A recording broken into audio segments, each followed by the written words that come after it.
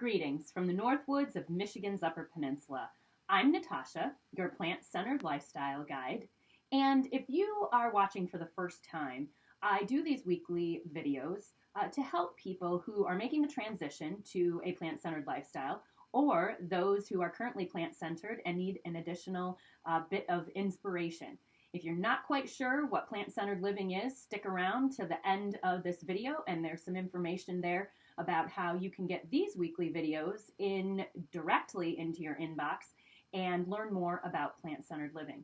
So today's video is going to focus on the frustration that many of us who are plant-centered feel when others around us, one, are not supportive, or two, who are just downright hostile. I know that it is difficult when people around us are not on board with our decision to get healthier and happier by adopting a plant-centered lifestyle. But what we need to do is we need to put ourselves in the shoes of the people around us who may not have the same information that we do, may not be at the same point in life that we are, and certainly have not thought through adopting a plant-based lifestyle like we have. Really what's happening is those folks, whether that's friends, family, neighbors, coworkers, they're feeling threatened by our choices. Because on some deeper level, what we're doing is resonating with them. And they're thinking, oh, I know I probably should be doing that, but I just don't have it in me right now. Or I don't want to listen to those voices because I want to keep doing what I'm doing because it's safe. I've always done it. I don't want to go against the mainstream. So realize how lucky you are to have the information that you do and have either had someone who's inspired you, or you've read a book, or something in your life has brought you to the point where you are now, where you've adopted a plant-centered lifestyle, or you're in that transition process. So realize that not everyone around you is at that same point. And you very well may have been where they are, looking at someone else and criticizing only 6 months prior to this, or even a week prior to this. So try really hard to take a step back and realize that they are feeling threatened for whatever reason by your lifestyle.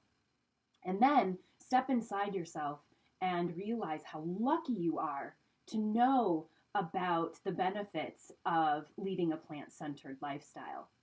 Now, one thing that's very important, and I always encourage people to do, is be that example that you would have wanted when you were adopting a plant-centered lifestyle. Be that inspiration.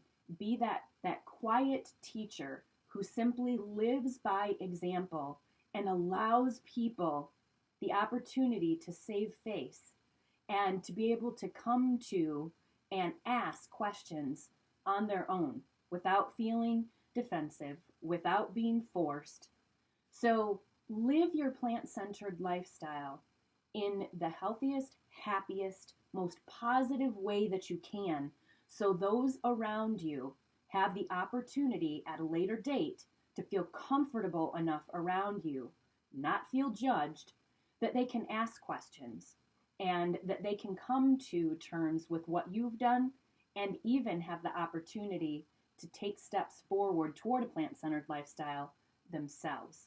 Now, I realize that this is easier said than done, but it does no one any good if we're frustrated, if we're angry, if we're judgmental, because not only does that raise our stress level, but it certainly turns other people off, and it may even shut doors forever as far as them ever coming to an understanding or making steps toward a plant-centered lifestyle. So I want you to keep in mind what I call the plant-centered living pledge. I made this up a long time ago, and I really feel like these three things can help us to remain positive as we move forward as agents of change, helping ourselves and the world be a better place. And that is, be knowledgeable. Be knowledgeable about why you have made the choice to a plant-centered lifestyle.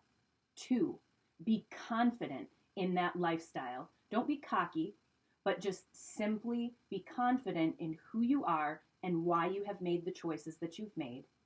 And 3, be patient with yourself and certainly with others around you. And if you're able to do those things, it goes a long way in curbing that frustration that we feel when others around us are not supportive.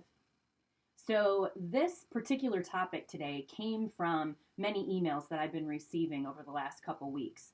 So I hope that what you'll do is you'll continue to send me questions that we can address in these weekly videos.